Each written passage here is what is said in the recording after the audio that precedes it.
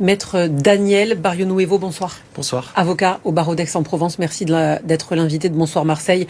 Vous allez un peu nous éclairer sur ces gardes à vue en ce moment dans le cadre de la disparition du petit Émile en juillet 2023 dans les Alpes de Haute-Provence. Ce sont les premières gardes à vue depuis le début de l'enquête. 20 mois d'enquête, seulement les premières gardes à vue. Qu'est-ce que ça veut dire? Que l'étau est en train de se resserrer? C'est-à-dire qu'aujourd'hui, vous avez un procureur de la République qui estime qu'il y a une suspicion portant sur ces 4 individus d'avoir commis ces crimes, tout simplement. Alors je rappelle effectivement le principe de la présomption d'innocence. En garde à vue, on n'est pas encore jugé, donc on est toujours présumé innocent. Mais vous avez aujourd'hui effectivement dans ce dossier un élément dont j'ignore la nature qui justifie cette mesure de garde à vue.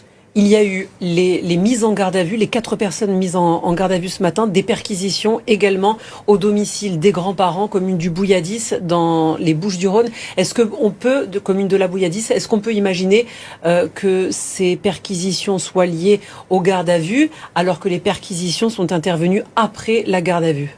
Alors en principe effectivement vous avez toujours, enfin moi dans mon métier quand on participe à une garde à vue, dans la foulée vous avez les perquisitions qui sont effectuées, donc je pense que les unes sont liées aux autres et notamment la garde à vue. Donc potentiellement, je ne sais pas ce qu'on va retrouver. J'ai vu qu'on avait donc perquisitionné les domiciles, on a perquisitionné le véhicule, on a perquisitionné, je crois, une remorque à chevaux. On va essayer de chercher des traces. On va peut-être, dans le cadre de cette garde à vue, les confronter à des incohérences au niveau des déclarations. Voilà tout.